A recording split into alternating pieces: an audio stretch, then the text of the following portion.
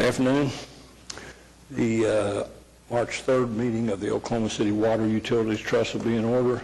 First item on the agenda is the approval of the minutes from the February 17th meeting. Second. Motion and a second to approve the minutes. Questions, concerns of any kind about the minutes? Hearing none, voting please. Minutes are approved. Next item is consent docket. Move approval, subject to individual consideration. Motion and a second to approve the consent docket. Are there matters to be considered individually? Mr. Chairman, I've got a couple of minor questions. On 3A, we're replacing a sewer lift station and putting a backup generator in another one. Do all our sewer lift stations have backup generators? No, only we use a couple of criteria. The larger pump stations do.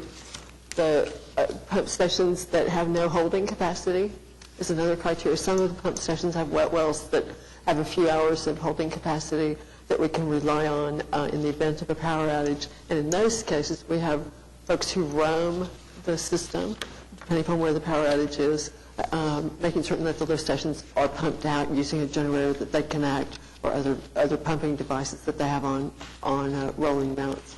Well, is lift station number 17 one of those that we can handle storage capabilities? Yes. Okay, so we don't need a backup generator. Yes, they make those decisions independently. On item 3D, this is a pricing agreement, I guess for a quick response.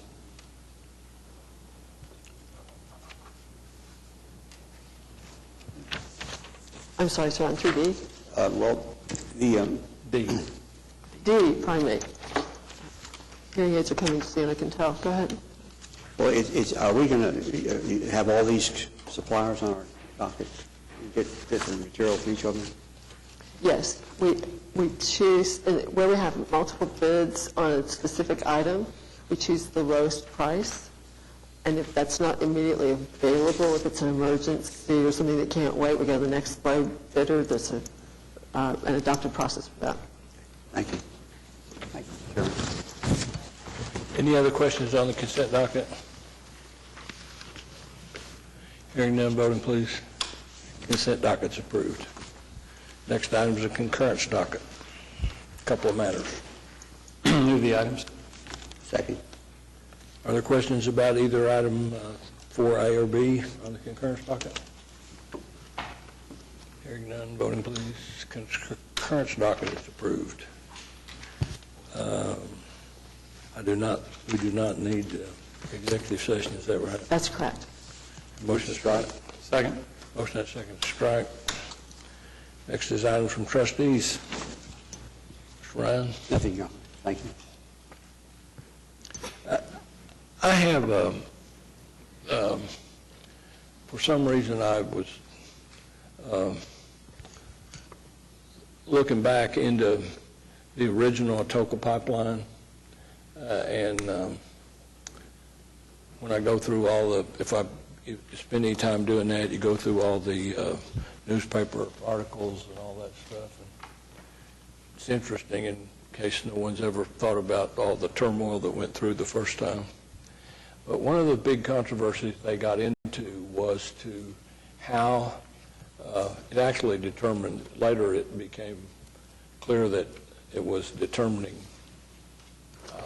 how the spoils were to be divided, but it was actually a controversy over how the contracts were awarded. That is, were the contracts in small enough packages to be bid and completed by local contractors.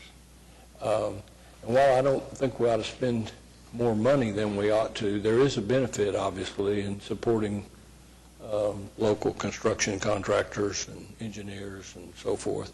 I just like to be sure that we're doing that. If you look at, again, I got started doing this, you'd think I had better things to do, but I got to start looking at all the controversy, and there hasn't been that kind of controversy this time, so I'm hoping that's an indication that we've made sure everybody it was a fair process. But I know you can very easily, on a project this size, $1 billion project, you could very easily make it outside the bonding capacity for local contractors. And I'd just like to be sure we're not doing that unless it's absolutely necessary. Yes, sir, we understand. Thank you. We have also heard that message from other community leaders, as well as including the contracting community. We respect that.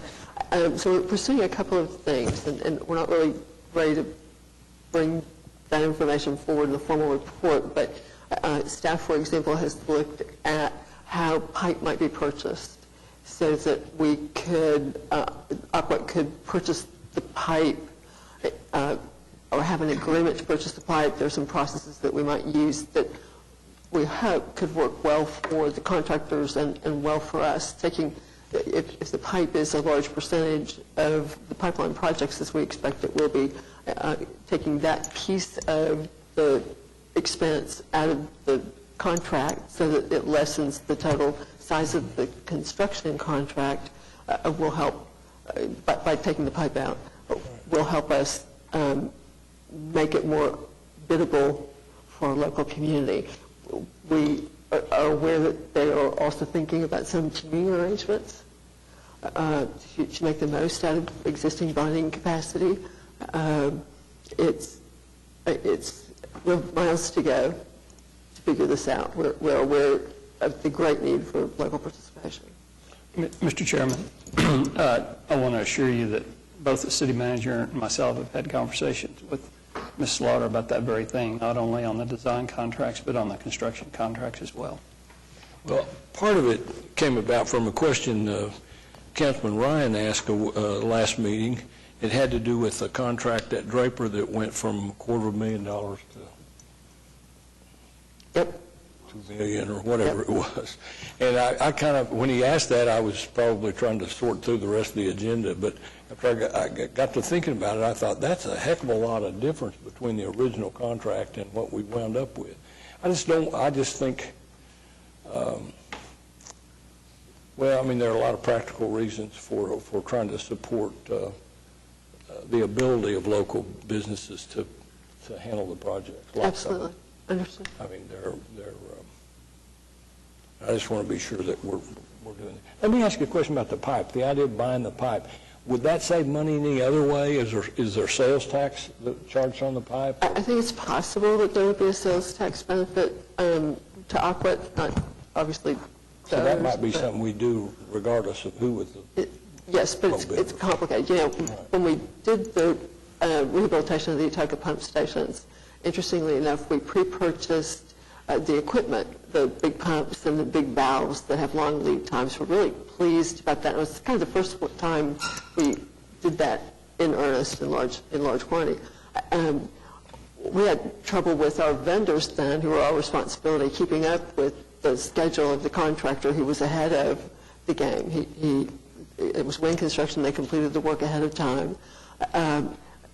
There were unusual complications in that process related to downturn on the economy and the ARRA construction grants coming in the midst of all that impacted some of the delivery time for items. So we've looked very carefully. Sam Samandi and a team from the engineering division have talked to other regional communities who are building large pipeline projects. We've talked to the folks in the Tarrant Regional North Texas area where they're building a 148-mile pipeline.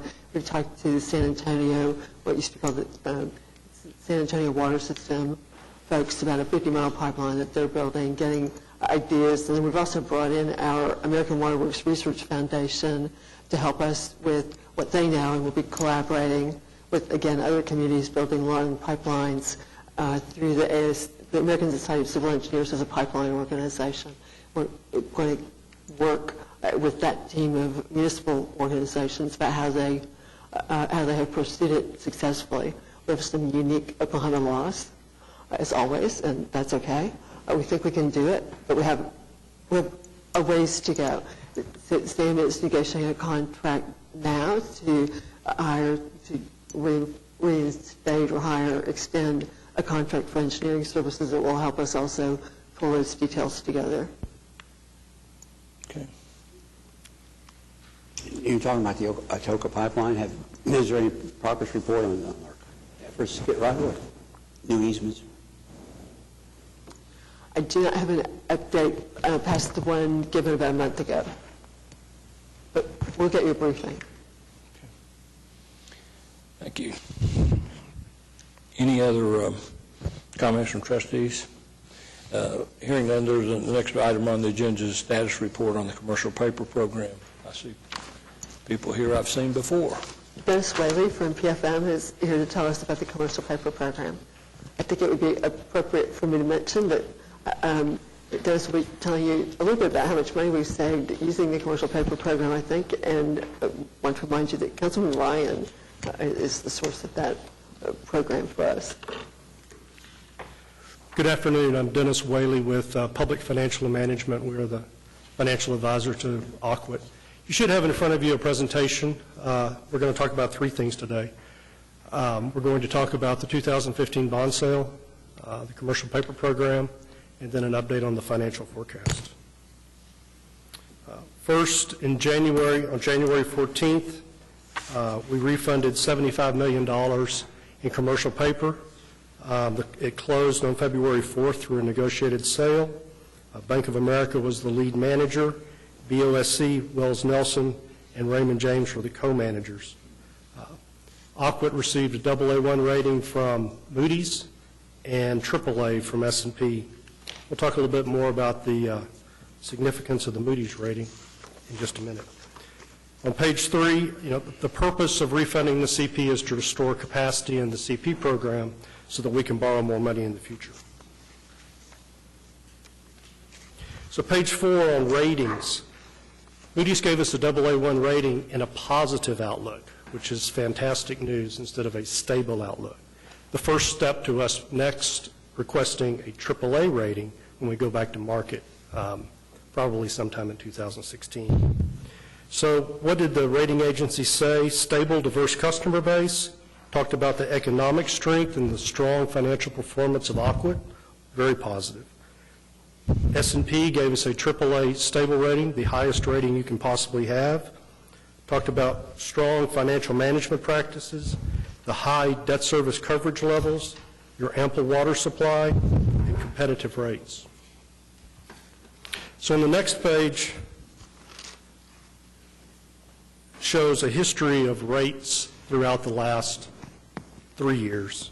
And the top line is a revenue bond index, which is a compilation of revenue bonds that have sold, and they determine kind of what the average rate is. And the only thing of significance to take from this is you'll notice on the date of sale, you sold at the absolute bottom of the market. So your market timing was outstanding. Congratulations. And if you would continue that line past February 2nd, you would notice the rates have continued to rise. So good job on market timing. So some specifics about the bond sale. On the left side, it has a scale. Your average borrowing cost was 2.63%. That's a fantastic borrowing rate for an average rate for 30-year money.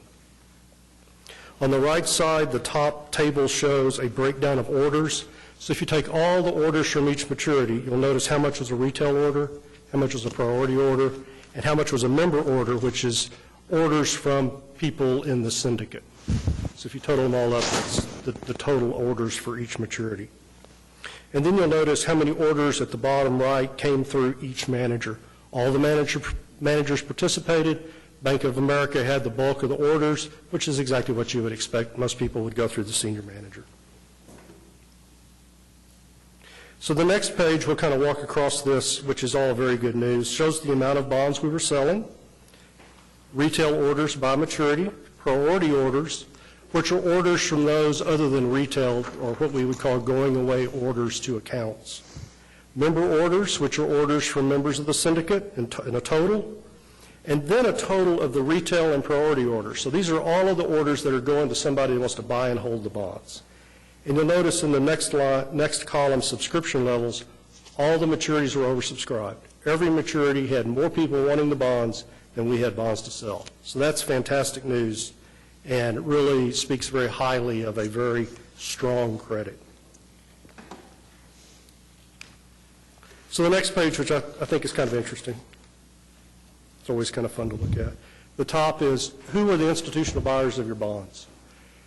And you notice some names that everybody's heard of: BlackRock, Goldman, J.P. Morgan, Northern Trust, State Farm. So you had some very large institutions that were interested in buying your bonds. And then at the bottom is a pie chart of the type of investors that put in orders, and then when they allotted bonds, who received orders. So just an outstanding bond sale. Congratulations. So we'll move on to a quick update of the CP program. $150 million CP program, letter of credit with State Street, expires July 31 of 16, so we'll have a little work to do next year to either renew or replace our letter of credit. Then the next page quickly is, if you see the red part of the graph, short-term rates remain very, very low. All the more reason to stick with the CP program, because you just borrow money at next to nothing, which is shown on the next page. After the refunding, you only have $3 million of CP outstanding. Your two pieces of CP outstanding, you're paying 8 basis points on. So you're very, very low borrowing rates.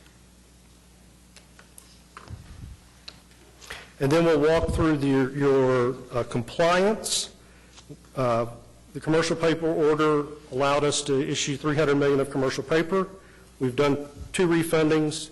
We have $3 million outstanding, so we still have $153 million of capacity, so we're in compliance.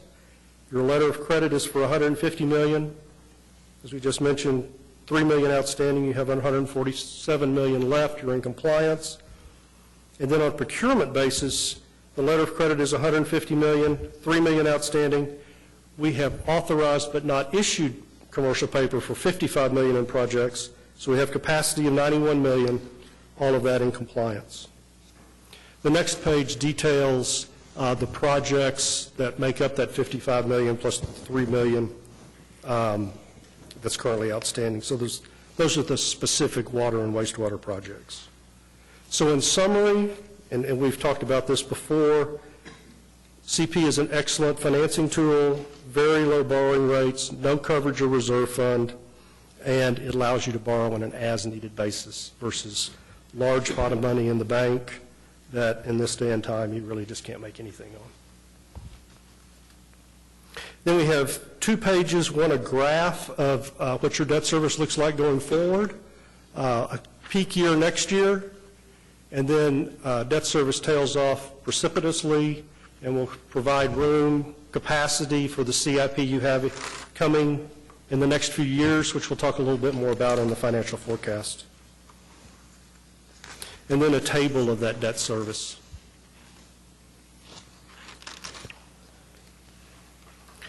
So now the financial forecast.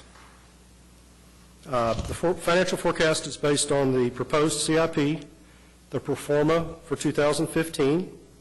We want to maintain our credit strength, so we drive our numbers to maintain 2 times coverage, 1.7 times coverage if we add in McGee Creek debt, 90 days cash, pay go our 100% of our depreciation expense each year, and maintain a 1 times fixed charge coverage. So our fixed charges cover our debt service at least 1 times. So this next page shows a summary of the financial plan for the next 5 years. So financial plan revenue requirement for future years is in the table. Part of what we've done is to have rate adjustments over the years to mitigate any spikes in rate adjustments going forward. So smoothing of rate adjustments, knowing we're moving into peak years for the CIP. You'll notice coverage, cash, pay-go, all meet our targets, decline over time, which is exactly what we were expecting, but all, once again, meet our targets we were trying to hit. We were discussing, Chairman White was discussing the Atoka pipeline. We were going into a period of higher CIP spending than we have in the past, If you look at the fifth row, total water CIP, starting in 16 through 20, much higher. We need to work through that period of borrowing to finish the pipeline. And then below, it shows on the fourth from the bottom line, total wastewater CIP, which is basically the same as it has been in the past.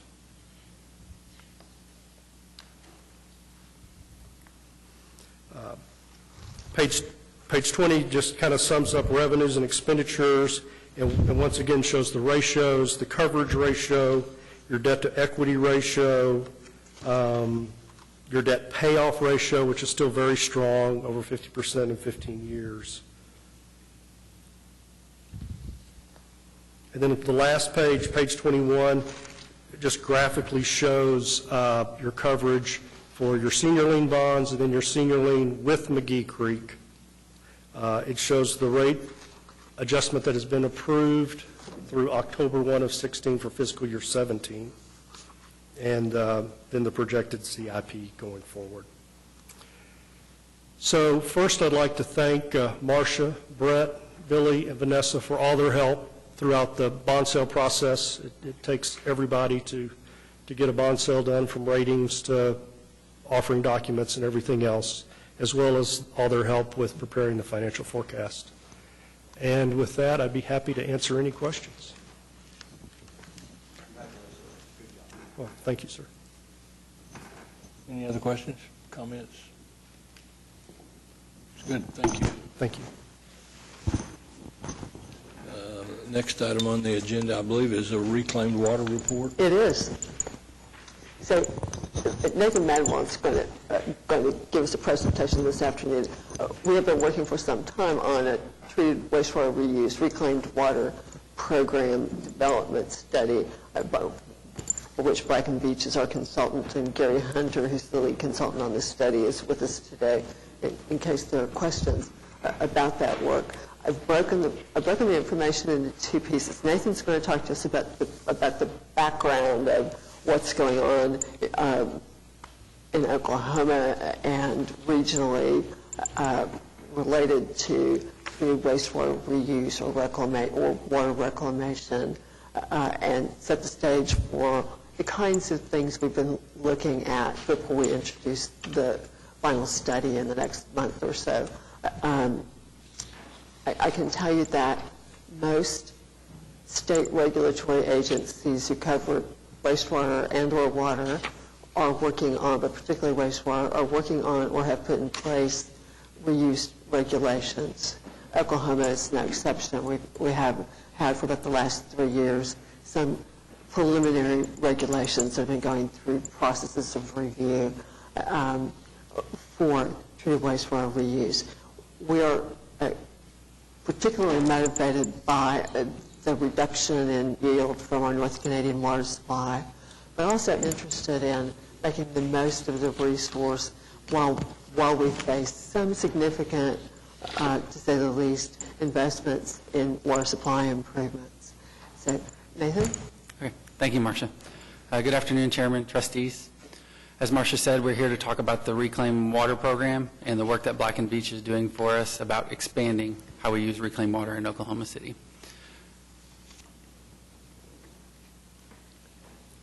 So first, we're going to touch on the drought and how it's impacting the North Canadian system.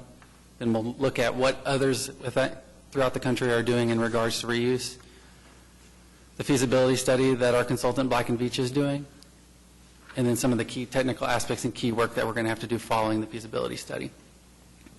So here we have a slide showing Lake Hefner, and some of the pictures were taken in late 2012 and early 2013 that show Lake Hefner at its lowest levels on record, which was around 1183. And our current levels right now are around 1186. So not only is Lake Hefner part of the North Canadian system, it receives flow from the North Canadian River and gets flow, which includes the Canton Reservoir. So we have a graph here that shows Canton Lake levels from 1995 to present. You can see on the graph average levels are about 1613, and you see periods where lake levels decreased, but then they responded in the following years. What we're seeing is in the past 2 years, lake levels haven't responded the way we thought that we would.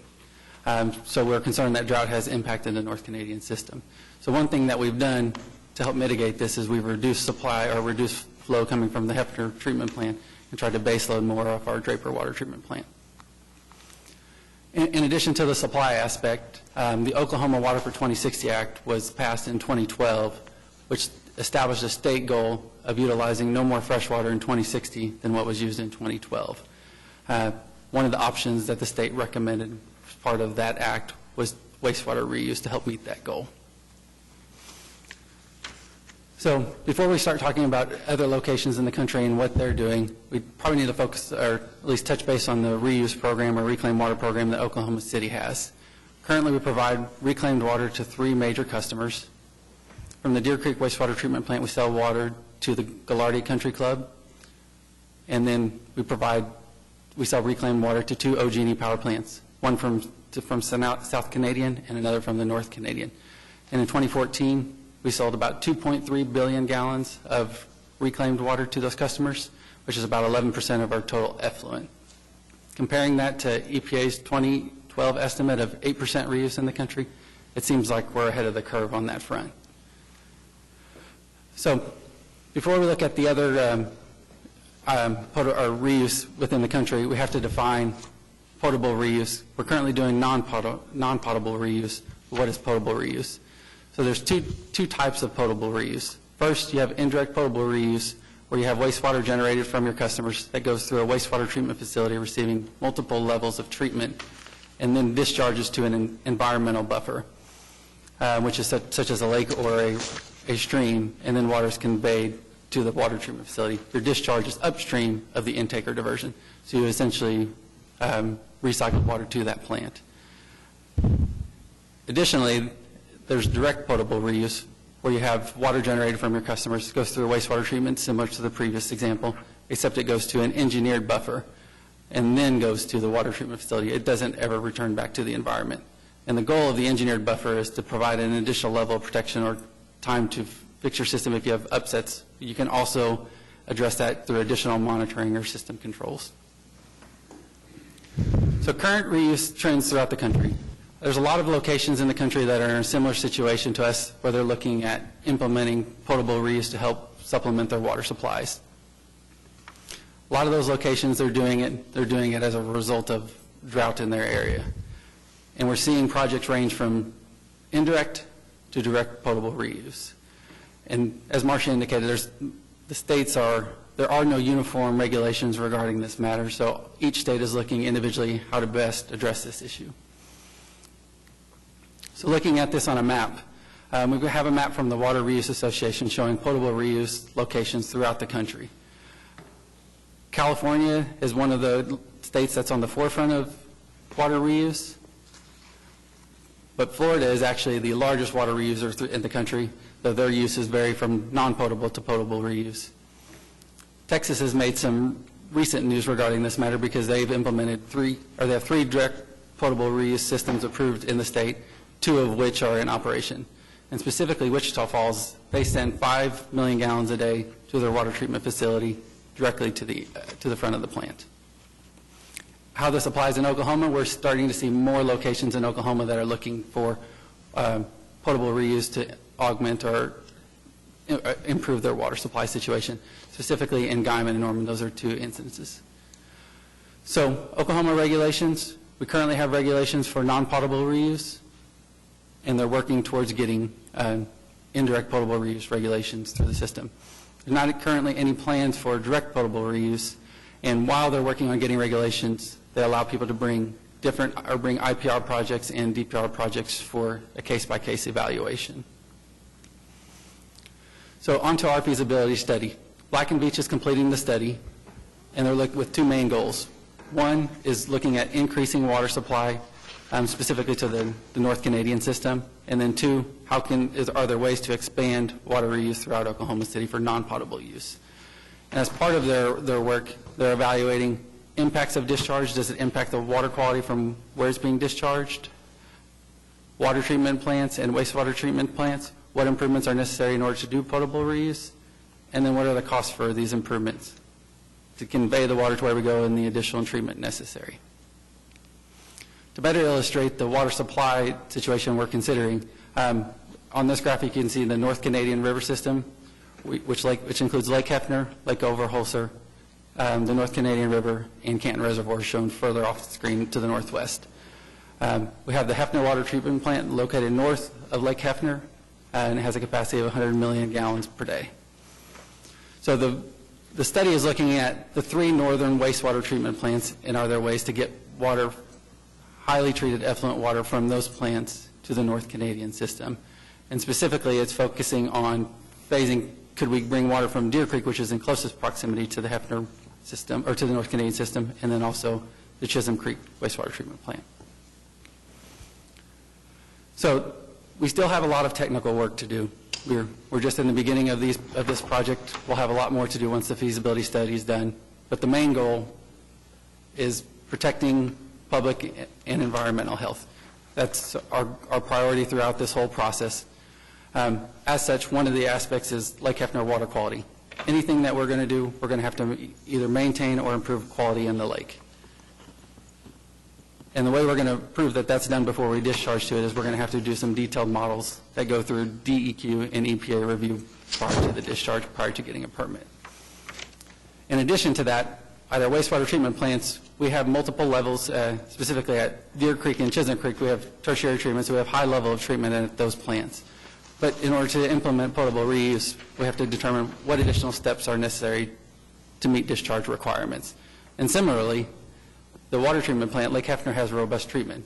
But what additional steps or process improvements are necessary in order to do potable reuse? We still have to answer some of those questions and prove that out. So to help do that, we're going to have to increase our sampling regime so that way we can collect data that we haven't collected before from the wastewater treatment plants, water treatment plants, and at key locations to see where stuff is moving through our system. Specifically, there's chemicals at very low concentrations that industry is trying to deal with, but they don't know at what levels they're at risk and if they even are at risk. So we have to do more homework on that. And then we'll have to, once we figure out what treatments we're going to do, what monitoring controls we're going to have to put in our system to make sure that we have enough fail-safes and protection so that way if there's a plant upset or an equipment failure, the system shuts down and we don't send bad water where we don't want it to go. So to summarize, the main priority of all this program is that we protect public and environmental health. While we're doing that, or while we're keeping that in mind, we want to improve water supply to the North Canadian system, specifically to Lake Hefner, so that we have a resilient water supply to our customers. Throughout the country, a lot of utilities are moving towards this. They're in similar stations to us where they have to improve or increase water supplies. So we're following industry trends on that matter. And again, we have lots of work that we still need to do to detailed technical work before we implement any of these programs. And with that, I'd be happy to answer any questions that you may have. Want to have any questions? What are we going to use it for? Well, we're going to drink it. We have to put it in Lake Hefner to drink it? We might. But aren't we going to do the indirect Yes, first? yes. Non-potable. We are doing, so we reuse about 2.3 billion gallons of treated wastewater every year already, to power plants and a golf course. We have not gone to the point of retreating the treated wastewater for drinking water. However, we believe two things. We believe very much that the water quality coming out of the Deer Creek wastewater treatment plant is actually better than what comes into Lake Hefner naturally, except in really great rainstorms. Say that again. The water that comes out of the Deer Creek wastewater treatment plant is generally of better quality than the water that comes down the North Canadian River on anything but really heavy rainfall events. I think one of the things about treated wastewater reuse that's really hard for people is what they tell you in first environmental engineering class is that surface water is all reused. Drinking Cleopatra's bath water was the thing that I remember being told that I couldn't wrap my head around. But of course, with the water cycle, there's just a continuous process of the same molecules and some change in those. Okay, so getting off that technical bizarre point, the truth is in most of Oklahoma, when you're capturing surface water, you're capturing water that someone has used. It may be coming in from Kansas, it may be coming in from Texas, as some of the North Canadian water does. But in every case, you're getting a certain amount of already used water. The question is, can we take that farther and make it as clean or cleaner than we expect to make safe drinking water?